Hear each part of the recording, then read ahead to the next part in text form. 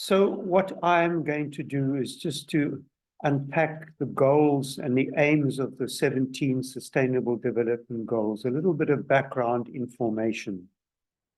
So up on the screen are the 17 SDGs, as we would call them. And if you look at them, they are all very, very important.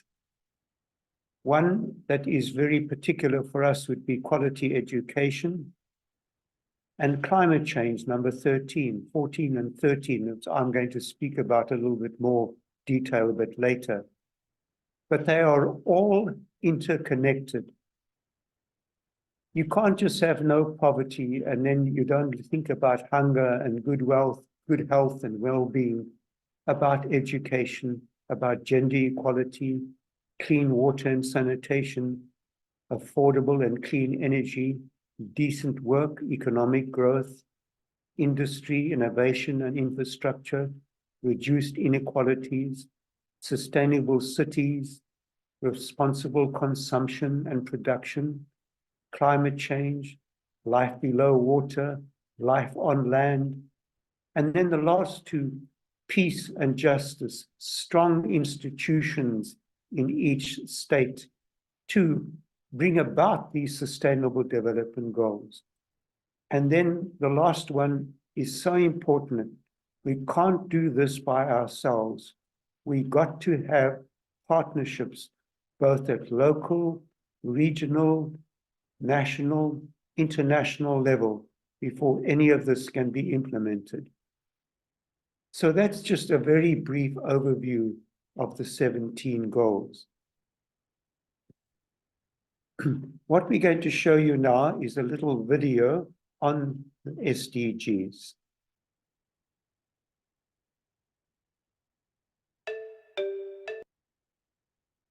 Sorry, why it's gone back to that, I don't know.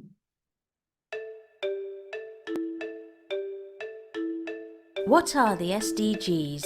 In 2015, world leaders from 193 countries agreed the Sustainable Development Goals, or SDGs, the world's new action plan for the next 15 years to eradicate extreme poverty and hunger, fight inequality, tackle climate change and achieve sustainable development for all. The SDGs follow the Millennium Development Goals, or MDGs, agreed in 2000 in a global coordinated attempt to tackle development issues. As a result, the number of people living in extreme poverty has declined by more than half compared to 1990. More girls and boys go to primary school than ever before, and far more people have access to water and essential medicines. But progress of the MDGs has been mixed. Today, over 800 million people still live in extreme poverty. They are also most vulnerable to the increasing impacts from climate change and environmental degradation. Years of hard-won progress fighting poverty could easily be wiped out by even small conflicts, economic crises, or natural disasters. Also, sub-Saharan Africa and Southern Asia consistently achieve less progress than other regions. The MDGs measured success on national averages, often missing what happened with marginalised groups like people with disabilities, indigenous groups, rural communities and women. The international community recognised the new challenges and that human prosperity must go hand in hand with protecting the planet. After a 3-year participatory process, world leaders finally adopted 17 Sustainable Development Goals. So what are these goals for? They are end poverty for all, freedom from hunger, health and well-being, quality of education, gender equality, clean water and sanitation, sustainable energy for all, decent work and economic development, innovation and resilient infrastructure, reducing inequalities, sustainable cities and communities, sustainable consumption and production, action on climate change, healthy oceans, sustainable ecosystems, peace and justice, global partnerships. There are 4 underlying principles that come with the SDGs and that are transformational in the way we work on development in the future. Firstly, the SDGs are universal. They apply to every country, rich and poor, north and south, developed and developing. They recognise that global challenges like tackling climate change and changing models of development require global solutions. Domestic policies that look at these issues in one country will have an impact on other parts of the world, so we need to coordinate. Secondly, they integrate all dimensions of sustainability: economic development, social progress, and environmental protection. For example, they tell us to grow enough food for all without destroying the soil or overusing water, to develop our economies without increasing inequality, or to produce enough electricity for all without pumping more CO2 into the atmosphere. This is similar to what Pope Francis says in his encyclical. We are faced not with 2 separate crises, one environmental and the other social, but rather with one complex crisis, which is both social and environmental. Strategies for a solution demand an integrated approach to combating poverty, restoring dignity to the excluded, and at the same time protecting nature.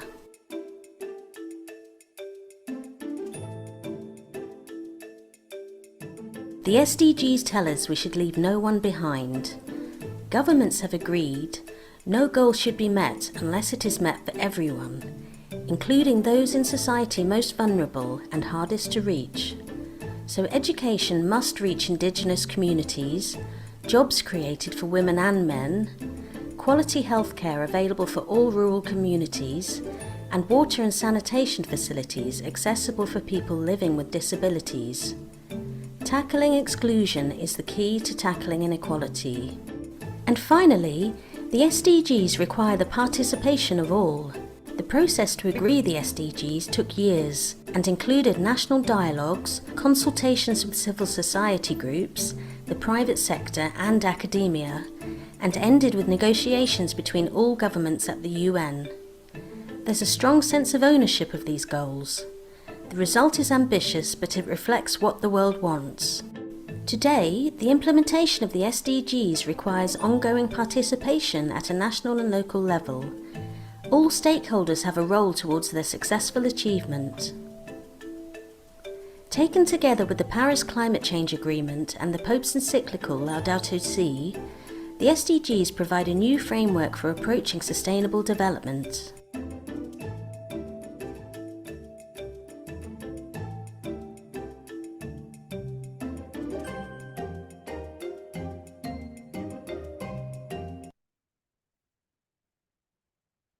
So there you had a short video to introduce the SDGs, how they came about and what they hope to achieve.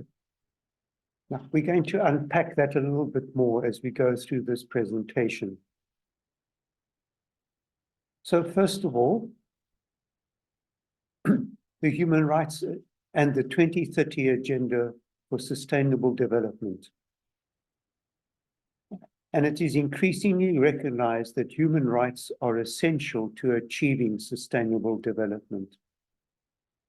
So these SDGs were the result of the most consultative and inclusive process in the history of the United Nations.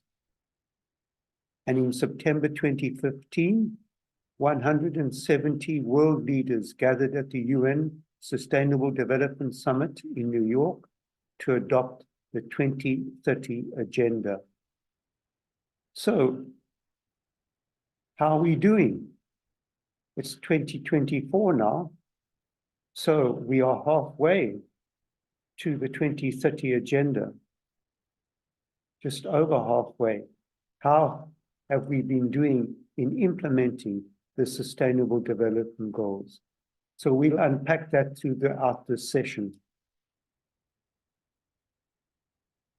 And today, the SDGs have been officially adopted by all 193 countries that are members of the United Nations.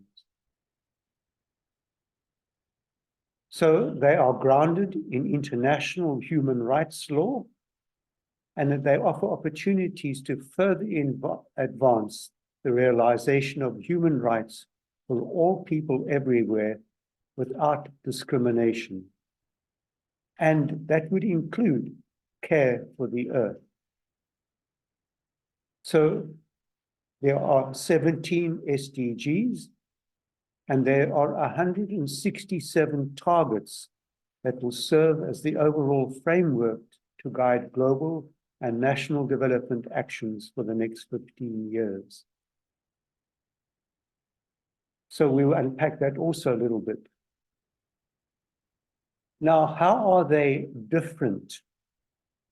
So the SDGs were born out of the United Nations Conference on Sustainable Development in Rio de Janeiro in 2012.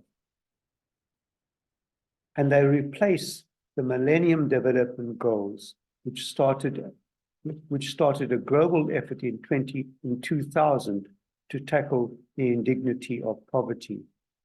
And there you can see the 8 MDGs: eradicate extreme hunger and poverty, achieve universal primary education, promote gender equality and empower women, reduce child mortality, improve maternal health, combat HIV/AIDS, malaria, and other diseases, ensure environmental sustainability, develop a global partnership for development.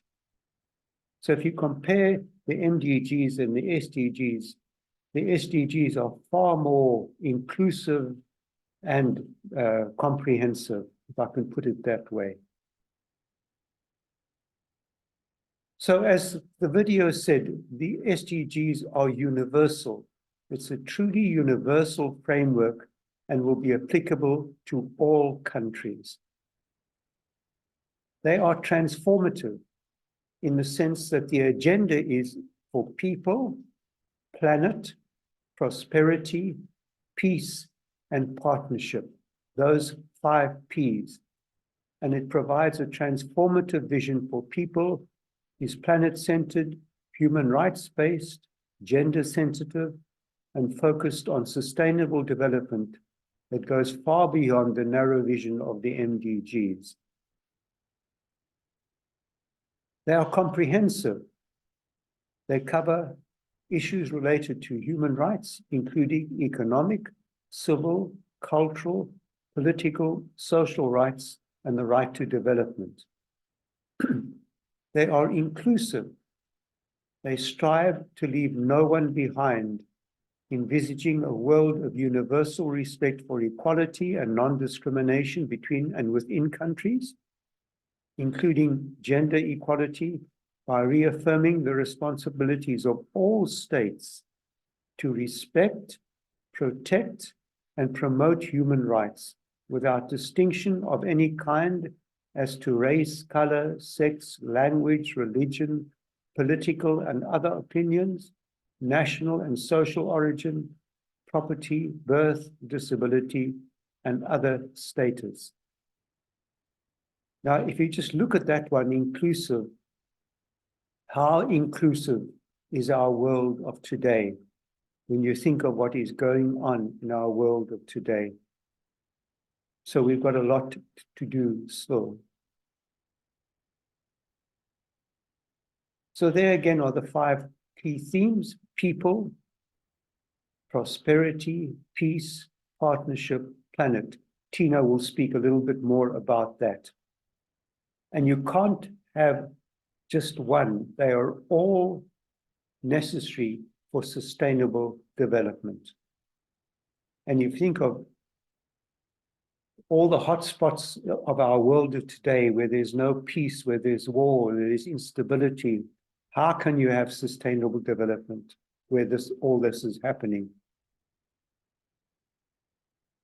So again, there's the summary.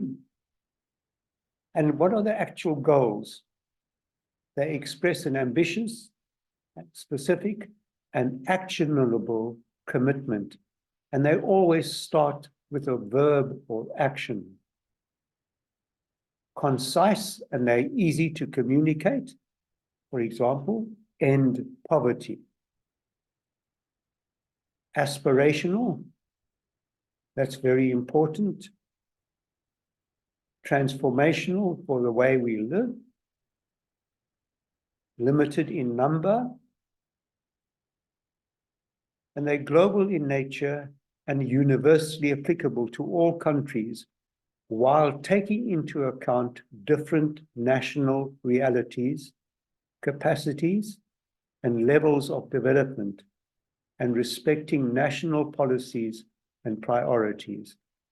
So that's an important one, that they can be differently applied in particular countries depending on realities, capacities, levels of development. And each goal has a particular target or targets, and these are specific and they are measurable objectives whose attainment will contribute in a major way to achieving one or more of the goals. It's an outcome. The target is an outcome that is attainable. And there's an evident link between the target and the goal. We'll see this a bit later. These targets speak to all relevant stakeholders. They are nationally relevant and adaptable. Time-bound, evidence and scientifically based, these targets. And finally, they are adjustable as science advances and if countries choose to raise their level of ambition.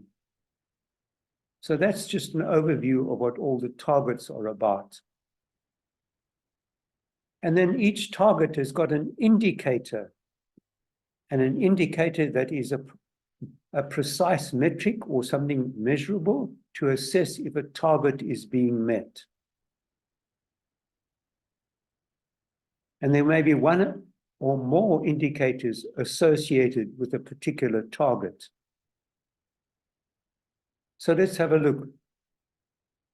For example, SDG 1, goal, end poverty in all its forms everywhere. There's the verb, end poverty.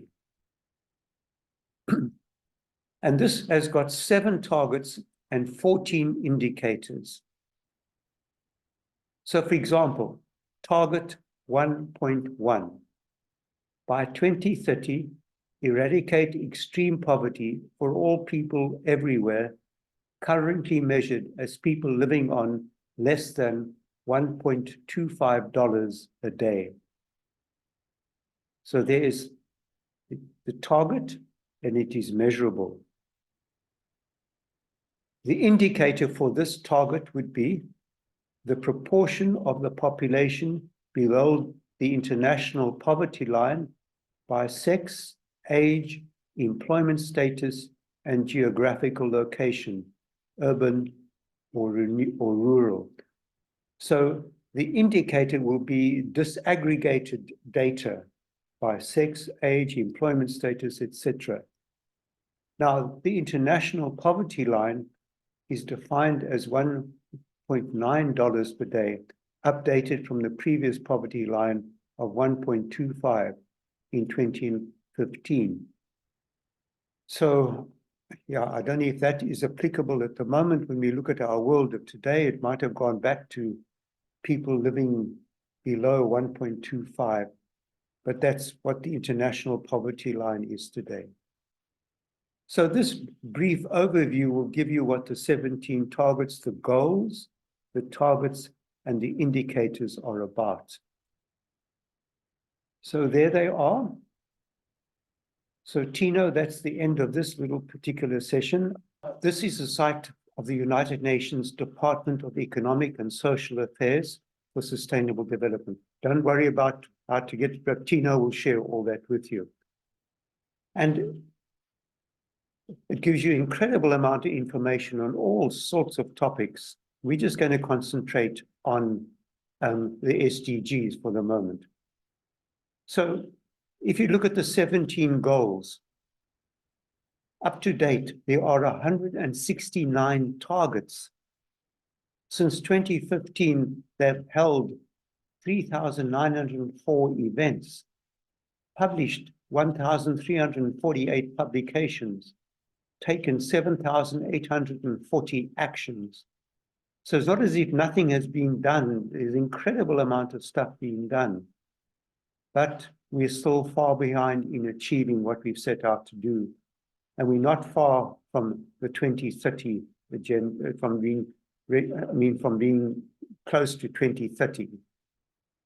So I just want to look at, since many of us are involved in education, to look at goal 4, quality education. And notice the verb again: ensure inclusive and equitable quality education and promote lifelong learning opportunities for all. So in goal 4, there are 10 targets. We have that many events, publications, actions. And you can go into this and get more information. So there you can see that. And it gives an overview, targets and indicators, and progress and info. And normally this is up to date, about to 2023. So let's look at the overview. I hope people can see that more or less. So there's the goal. Despite slow progress, the world is falling far, excuse me, in achieving quality education. 84 million children and youth will be out of school. That's by 2030. 300 million students will lack basic numeracy literacy skills. Only 1 in 6 countries achieve universal secondary school completion target. Excuse me. The pandemic caused learning losses in 4 in 5 of 104 countries studied.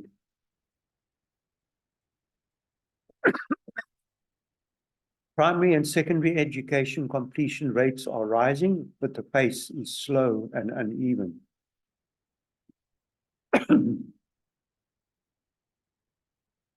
Low and lower middle income countries face nearly $100 billion annually financing gap to reach their education targets. So this overview is very sobering, people. Now we can look at, you can click on targets and indicators, and you can look at all the targets there. So let's just take one, for example. By 2030, ensure that all girls and boys complete free, equitable, and quality primary and secondary education, leading to relevant and effective learning. What will be the indicators? The first indicator, the proportion of children and young people in grades 2, 3, at the end of primary, at the end of lower secondary, achieving at least minimum proficiency level in reading, mathematics by sex. And the second indicator, the completion rate of primary education, lower secondary education, and upper secondary education. And those targets, or how they're getting to those targets, need to be published by countries every year. So you can go into countries' websites and see what their completion rates are. So there is incredible amount of information here about the targets and the indicators that you can look at.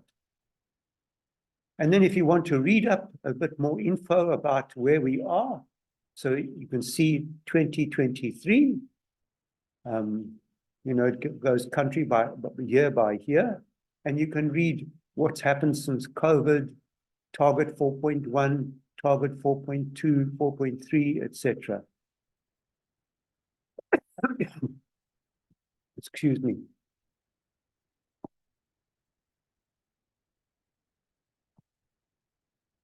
There's target 4. Globally, in 2020, over 14% of teachers are still not qualified according to national norms, with little improvement since 2015. So there is a lot of information you can look at, and we are mostly involved in education, so it's a challenge for us and to make people aware of where we are in our own country, locally, your own country, or worldwide, globally. The other goal I just want to look at briefly with you, if I can get back to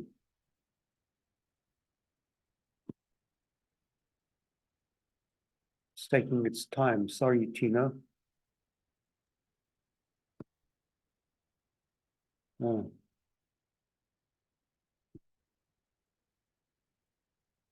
I don't know why I can't It's get coming. It's coming. Don't click on it again. It's coming.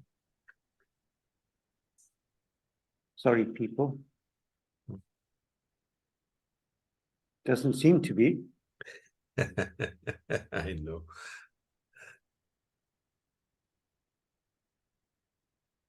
Is our internet working? Let's try again. Shall I click on it again, Tina? Just go. Oh, There we go. it is. There it is. Okay. Sorry about that, everybody. So we looked at goal 4, quality education. The other one we are also very interested in is climate action, goal 13. Take urgent action to combat climate change and its impacts. There are 5 targets, 55 events, 36 publications, 2,135 actions. So let's click on that and see.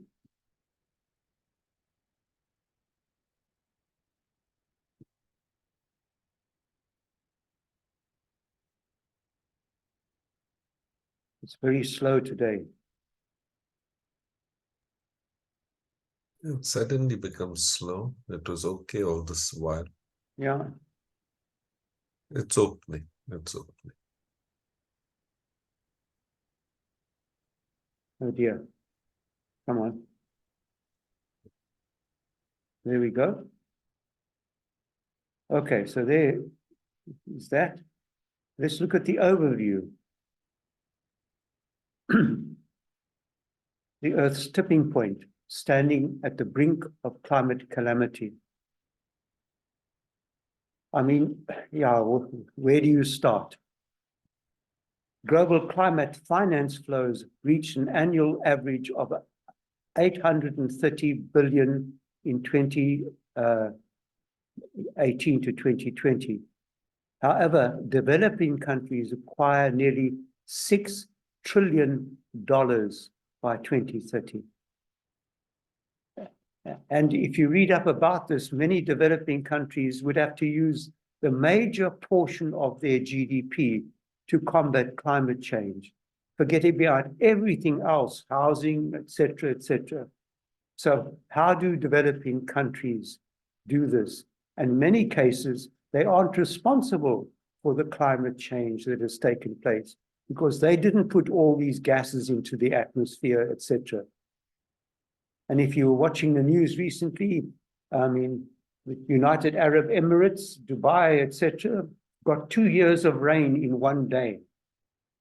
So these dramatic climate events are going to take place more and more frequently as our atmosphere warms up and our oceans heat up.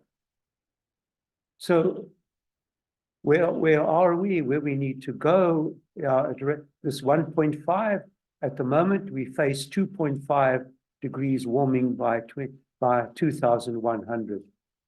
And that's a massive increase. So it just gives you an idea of all of that. It's quite startling.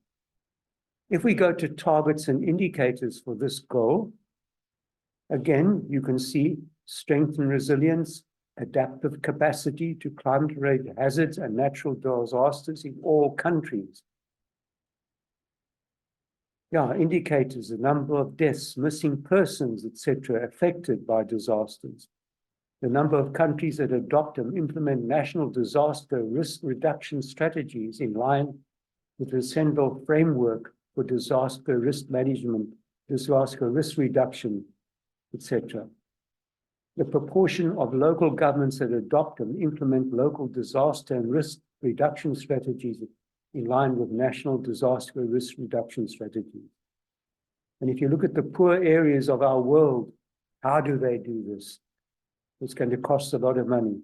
But what would be the important one here is this target 13.3, improve education, awareness raising, and human and institutional capacity on climate change mitigation, adaptation, impact reduction, and early warning. Now look at what one of the indicators say. Extent to which global citizen education and education for sustainable development are mainstream in national education policies, curricula, teacher education, and student assessment. Are we doing any of this in our schools or in our education programs? Student assessment on this. So there is an indicator of how we can help in this whole area of climate change, adaptability, etc., etc. And what little things we can do to try and do our little bit to mitigate for this. Especially, do we adapt it in our curricula, etc. So I've just opened up 2 goals, the progress and info. It will give you a lot of information here, where we are, etc. But that takes a lot of reading. But you can see where you can get this information. So this is a very, very useful site, which Tino will share with you to get so much information. And being mostly teachers in education, etc., how we can bring it into our school curricula and what we can try and do in terms of advocacy. I'm going to end off now with a little video on climate change.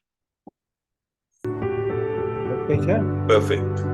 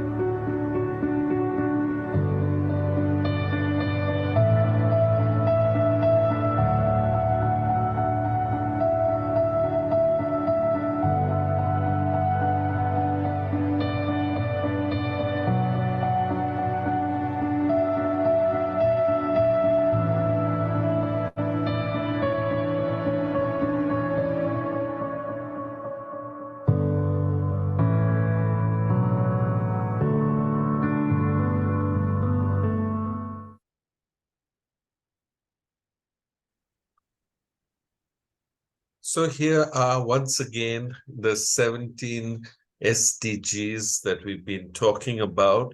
And Tino, just remove the floating bar. okay, that's what I was asking. All right. Okay, and the whole idea of this framework, which all nations of the world have accepted, they signed up to it in 2015, is because they saw it as a practical, inspirational maybe, or aspirational framework, okay, to transform our world. And so that's why they signed up for it. And what's important to note is that all 193 nations signed up to it.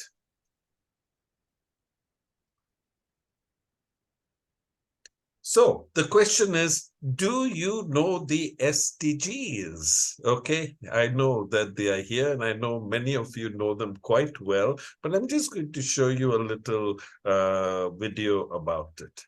Okay, so can you, okay. Floating bar, Tino.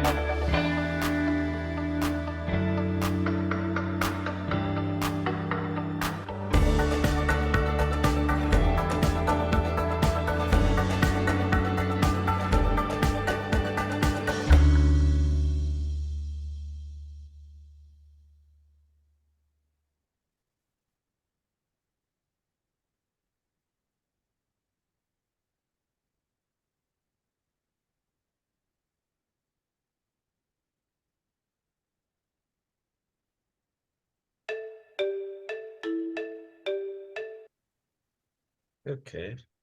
I'll just go back to my screen sharing now. Okay, so now that was a quick video recapitulation of the 17 SDGs, the global goals.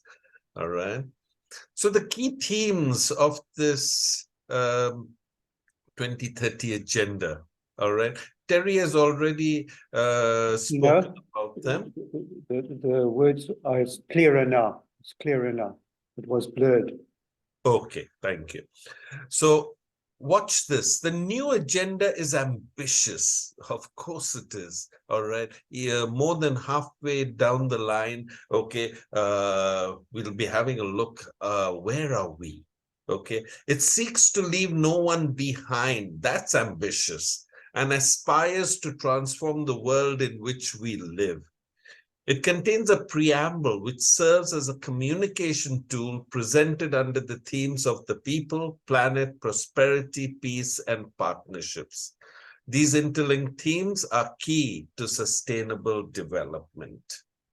And here are they in diagrammatic form. And you see people, end poverty and hunger in all forms and ensure dignity and equality.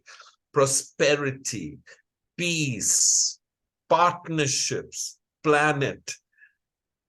If a state or if a country is working on one or two of them and ignoring the other three, or working on four of them and ignoring one of them, it's not going to work. And that's why in this diagram, you see it's a jigsaw puzzle. And it's only when all the 5 Ps are present, are being worked on simultaneously, only then can we work towards sustainable development. Just look at peace, as Terry did point out. Okay, how the war in Ukraine, which has gone on for so many years, Ukraine was feeding, okay, the poor, okay, the Africa. Now, because of the war, people in Africa are feeling the pinch. And today in Sudan, we are talking about famine. We are talking, of course, there are other reasons, again, because of lack of peace in Sudan. Okay, we're talking about famine. We're talking about famine today in Gaza. Okay, so if one of these key themes is not present, it's going to affect all the others. So, yes, in 2015, all 193 United Nations member countries signed on to these 17 SDGs. Why? Why? And this is what we need to keep bringing to their attention, to the attention of our leaders, to create the future we want in 2030, to create that future for every citizen of this world, not just of a country. We are not just talking about developed countries. It's every person. Remember, it's inclusive. It's not exclusive. It is leave no one behind, right? So, yes. And of course, the question we ask in 2023, are we on track? And to help us check whether we are on track, the UN every year comes up with an SDG report. Okay, and so this is the latest report called UN SDG report 2023. Okay, and here's a short video, okay, which will let you gauge how we are doing.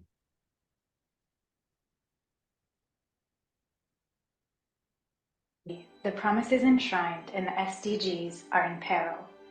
Where do we stand?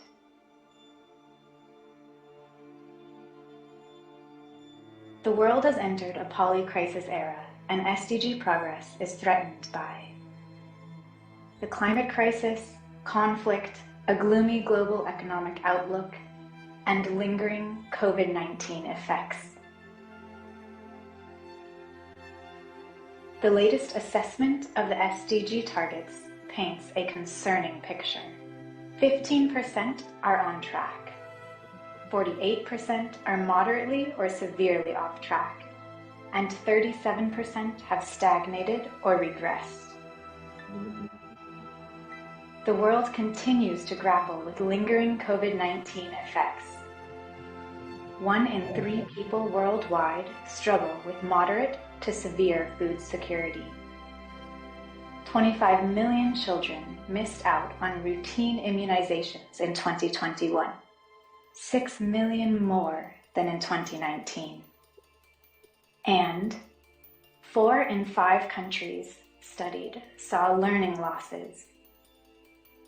COVID-19 has also triggered the largest increase in between-country inequality in 3 decades. The world could face big misses across the goals by 2030. Under current trends, by 2030,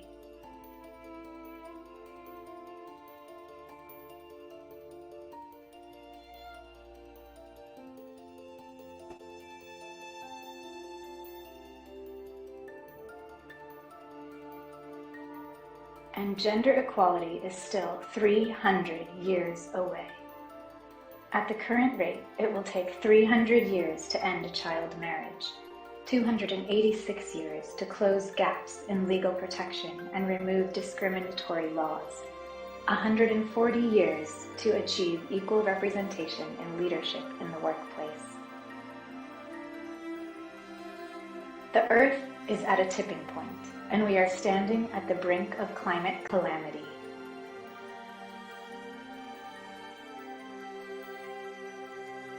Heat waves, droughts, flooding, and wildfires have become far too frequent. The rate of sea level rise has doubled in the last decade, threatening hundreds of millions of people in coastal communities. We are at war with ourselves and nature.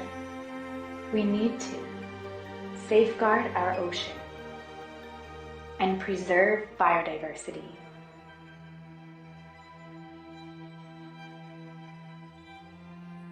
War and conflict are inflicting a devastating toll on the SDGs. As of December 2022, over 108 million people worldwide have been forcibly displaced from their homes, 2.5 times the number a decade ago.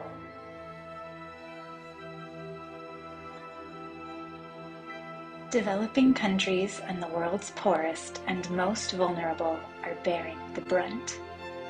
As of November 2022, 37 out of 69 of the poorest countries were in debt distress or at high risk of it. Progress in some areas illustrates promising potential for further advancements. 800 million people connected to electricity between 2015 and 2021. 146 countries have already met or are on track to meet the under 5 mortality target. Effective HIV treatment has cut global AIDS-related deaths by 52% since 2010. Unleashing innovation and technologies powers progress. Medium-high and high technology industries demonstrated robust growth. 95% of the world has mobile broadband access, and 2 in 3 people use the internet. We must make the next 7 years count. We can and must turn things around. But the clock is ticking. To deliver a rescue plan for people and planet, the Secretary General has identified 5 key areas for urgent action. 1. Recommit to transformative SDG action. 2. Advance inclusive policies for equality. 3. Strengthen capacity for SDG progress. 4.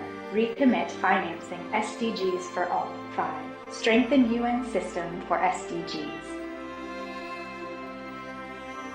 World leaders will unite at the SDG Summit to forge a rescue plan anchored by 3 transformative breakthroughs: equipping governance and institutions for sustainable and inclusive transformation, prioritizing policies and investments that have multiplier effects across the goals, securing a surge in SDG financing and an enabling global environment for developing countries.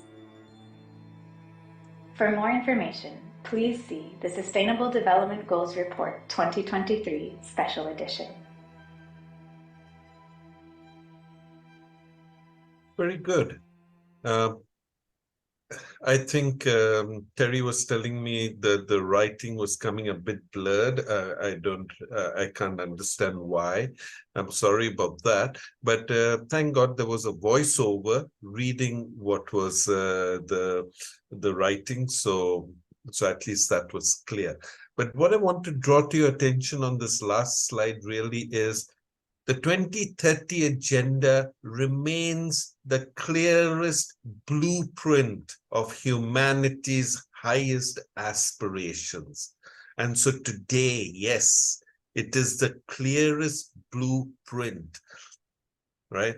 When you look around the world, you look at what's happening even in your neighborhoods, okay, you might say we're falling far behind, okay, but the blueprint is still there in front of us, in front of our states, in front of our governments, and this is our best chance to achieve humanity's highest aspirations.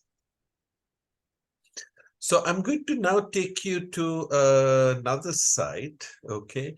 And Terry, you can let me know, okay, if it's coming clearly enough, all right? So this is the Sustainable Development Report, all right? And this is where you'll get the full report. You just saw the video, okay, of the Sustainable Development Report 2023. But here you can read the whole report. We're not going to do that right now.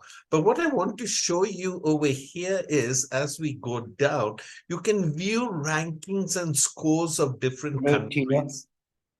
Can you see that clearly? No? No, it's blurred, Tina. Okay, 1 minute. I'll have to, let me just remove. I think you've got one thing still ticked at the bottom there. Okay, so I have to remove that. Is that any better? Much clearer, yes. Excellent. Okay, so I'm going to take you to view rankings and scores over here. All right, to this website. All right, the reason we are showing you this is just to show you what you can do and how to explore. What are the resources that you can explore depending on your interest and your focus areas? Okay, these are some good websites. So countries here are ranked by their overall score. The overall score measures the total progress towards achieving all 17 SDGs. The score can be interpreted as a percentage of SDG achievement. A score of 100 indicates that all SDGs have been achieved. And who are the countries right at the top? Look at that. Finland, Sweden, Denmark, Germany, okay, and Finland 86.76. All right. Also, please remember that these are, number one, small countries, small populations, and number two is they are developed countries. And so right at the top, you'll see all these countries over here. I'm just going slowly down. Maybe you'll find your country and you'll be able to see what its ranking is. All right. Switzerland is number 15, I notice over there. All right. New Zealand 27. Okay. Chile 30. All right. And as we go down, United States is 39. All right. Australia. Below Ukraine. Below Ukraine, that's right.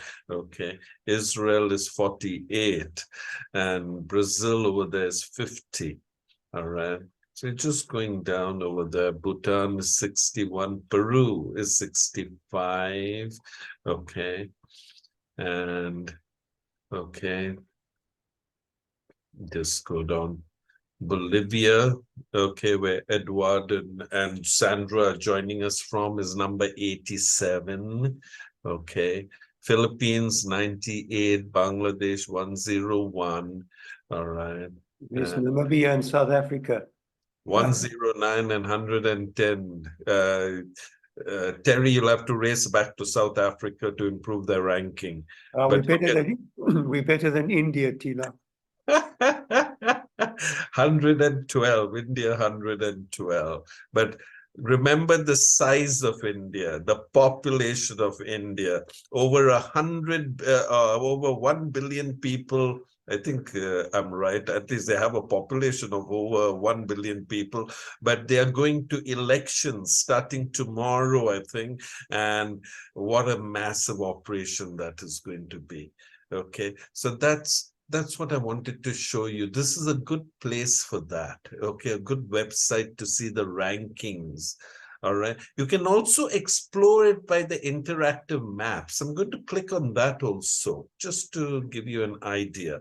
Okay, and so here's the thing, and I'm going to take quality education. At the bottom, you see the 17 SDGs. I'm going to take quality education. I'm going to click on quality education and see how it changes. And if you go to the left-hand side, the left-hand column, you see the legend. Okay, green is SDG achieved. All right, and so in a country like Peru, okay, is green, SDG achieved. All right, a country like the US, challenges remain. So you can go that way. Libya, information unavailable. All right, Congo, major challenges remain. All right, challenges remain. So this is another, just a good way to get a quick understanding of where we are. Okay, so this is the Sustainable Development Report. And what else did I thought I wanted to show you something else here. Let me just check interactive. Okay, all right. Let me go back to my PowerPoint. All right. So the question is, 193 countries have signed up to these goals, trying to use this framework today to achieve these 17 goals. And but is there a mechanism to hold states accountable to actions that they're carrying out around these 5 key themes towards the realization of these 17 SDGs? And the answer is yes, there is. And it is called the High Level Political Forum, or the HLPF. And this takes place annually for 8 days at the UN in New York. Its main role is the follow-up and review of the SDGs at the global level, right? All 193 states are encouraged to voluntarily present their national review of the progress made towards the realization of the SDGs at the HLPF. Now, I want to point out certain key words to you, okay, in the next slide. They're going to come up, all right? Watch what this review is called. It's called a voluntary national review. Okay, all 3 are loaded words. Okay, the VNRs are voluntary. So there is nothing mandatory about it. If a state wants to participate, they can participate. Okay, it is state-led. And it is undertaken by both developed and developing countries. All right. I'll talk a little more about that. Okay, before I go to the next part over there, I want to take the word voluntary. Voluntary. This is the latest review that was introduced in 2015, and it's voluntary. Okay. The UPR. What type of a review did we call that? We call that a peer review. Okay, so states were reviewing their fellow states. All right, so that was a peer review. It wasn't state-led. Okay, it was led by the Human Rights. It's led by the Human Rights Council. And a state is reviewed for its for its human rights record every 4.5 to 5 years. All right. It's not mandatory, but all states have so far presented themselves for the UPR, and now we are into the 4th cycle. India, I'm just taking the example of India and the UK. They have already had their 4th UPR, right? Then we also talked in the last presentation about the treaty bodies, right? And they were led, that review was led by independent experts, right? So that was a review led by independent experts. And that is really, what would I say, the most like they go into so much detail, all right, in the treaty body reviews.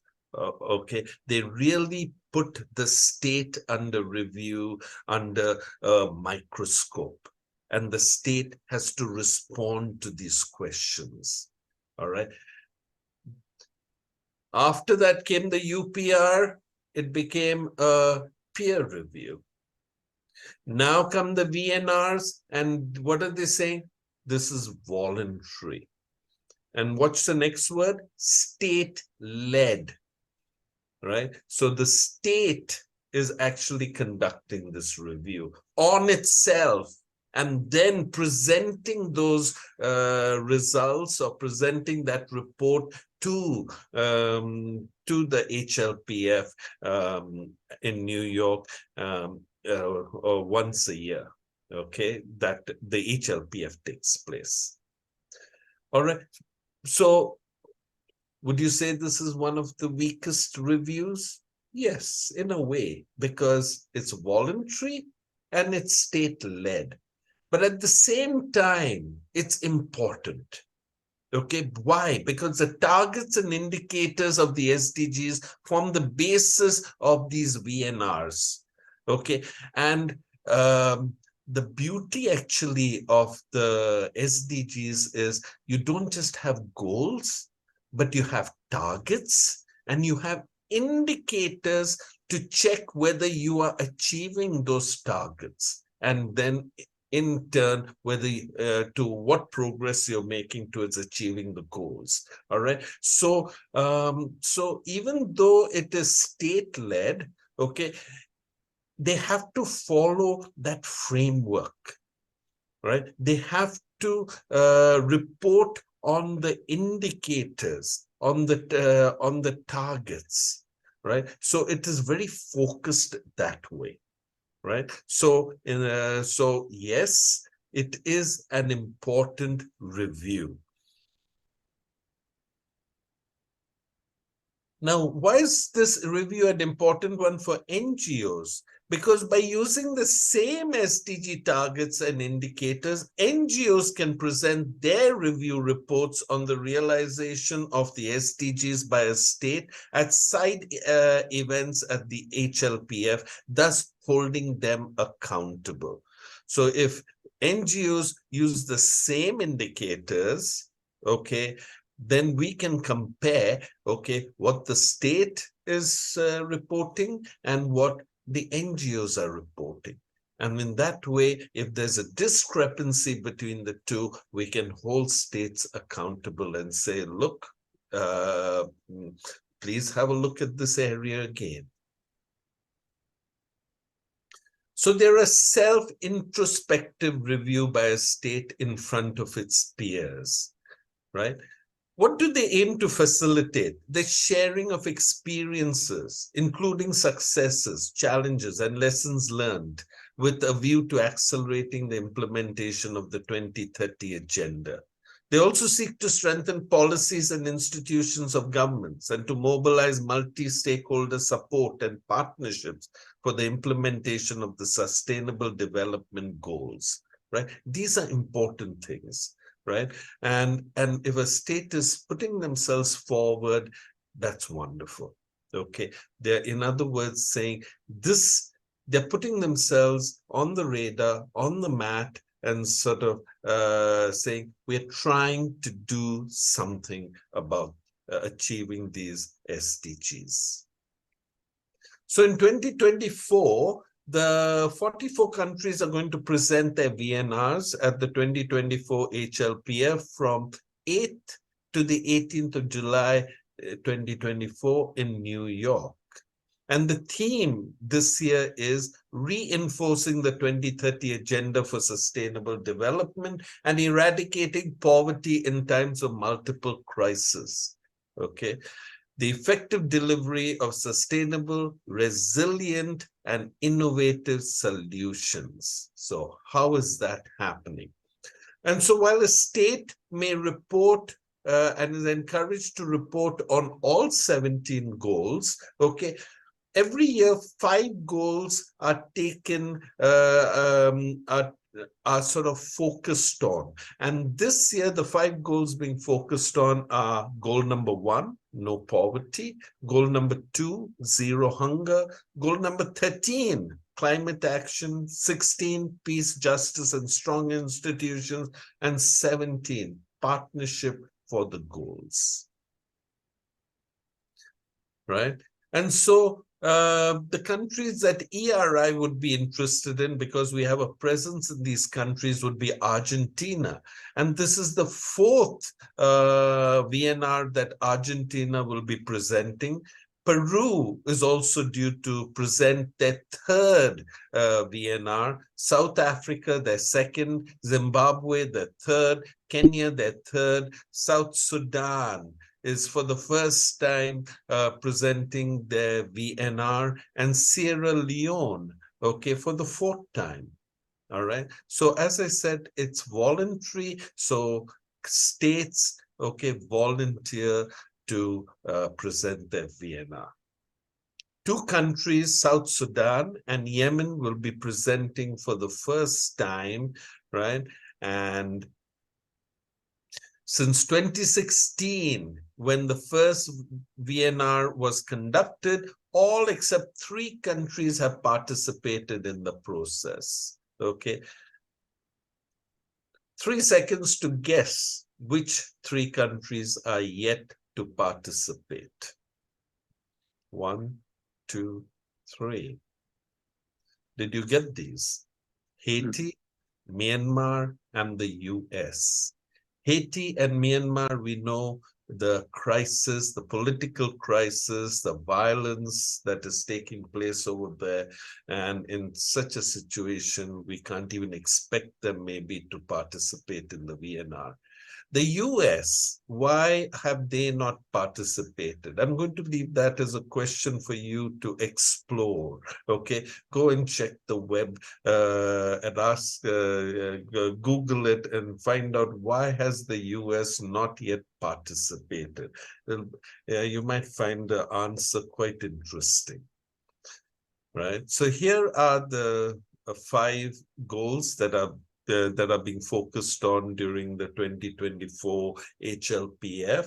And here are 2 sites that I'm going to take you to now. Okay, you know this site. Okay, Terry has already introduced you to this, so I'm not going to spend too much time on this, but this is a good site for the SDGs. All right, I'm going to go to the HLPF over here. All right, I'm just clicking on these sites to show you what you can explore. And at the bottom over here, you see in 2024, okay, the HLPF under the auspices of ECOSOC will be held from whatever. Okay, I've already talked about here are all the 44 countries that are going to be participating. All right. Okay. Another good place to go to over here would be, all right, there are lots of, you see, objectives. What are the objectives of the HLPF? Just going to click on that for a moment. Okay. What are the objectives?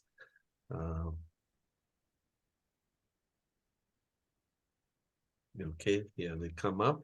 All right. And here, look at the number of objectives that they have. And if these reviews are able to fulfill these objectives, then wow, we are on the right track. That's what I believe. Okay, so that is one a site that I'm going to encourage you to have a look at. The other site I'm going to go to is this one over here. Okay, and I want to quickly go here. This is the Sustainable Development Goals, another good site. And over here, you see the goal of the month. Okay, and we see that the goal for the month of April is SDG 4 quality education, right? Click on that and check it out. But right now, I want to have a look at this particular one called Fast Facts.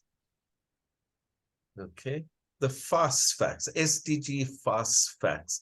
And what's interesting here is each goal, they give you some fast facts about goal number 1, goal number 2. And on this side, you have the infographics. Okay, based on the SDG Progress Report of 2023, which Terry was showing you.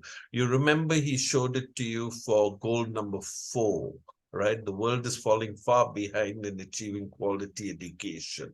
Right, explore these sites. The reason I'm showing you this is please go and explore it. He also looked at goal number 13 over here, climate change, okay, over here, goal number 15. So explore these sites. That is what I would encourage you to do, all right?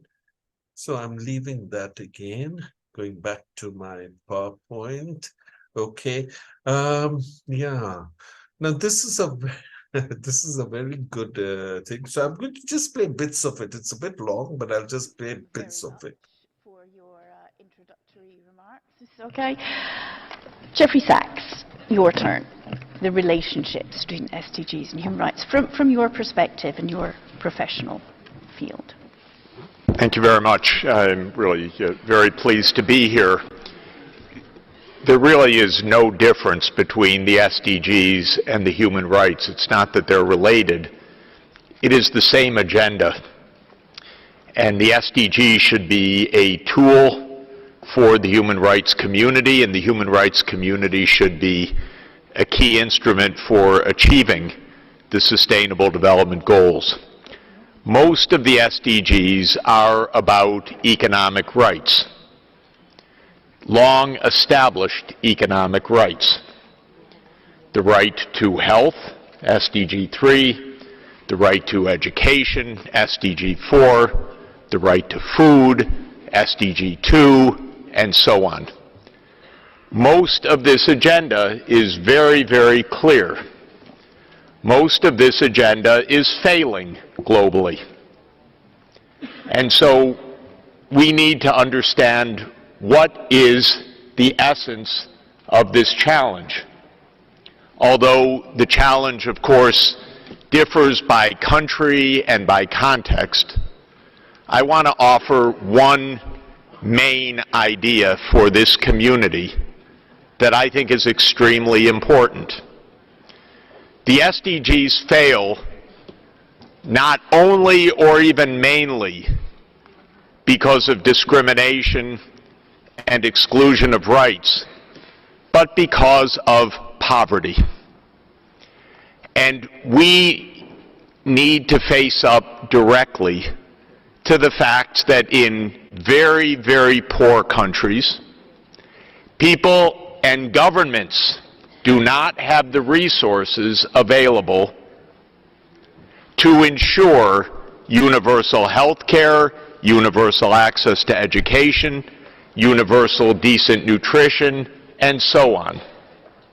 If you go back to every economic rights covenant and agreement, it says that the realization of these rights depends on international cooperation. That's money, financing. The main point I want to emphasize is something very simple. which is that the world is rich, and yet we have 1 billion people suffering in extreme poverty and duress because of the failure of the rich, both the governments and super rich individuals, to fulfill their obligations on human rights. So you can point the finger all the time at poor governments and poor countries, but it will not keep the kids in school. It will not keep the healthcare system functioning. It will not build the infrastructure.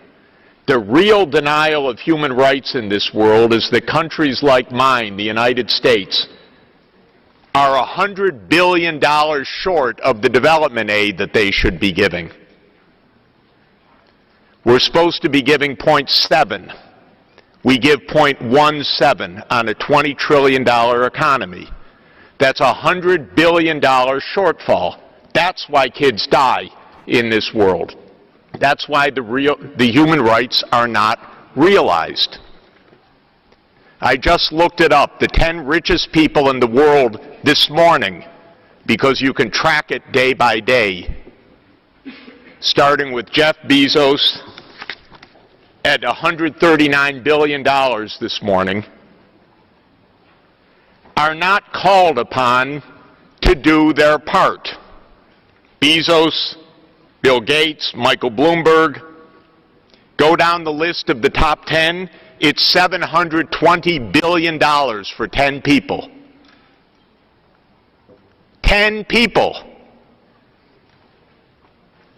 How easy it would be to fill the coffers of the Global Fund to fight AIDS, TB, and malaria, which is begging for funds.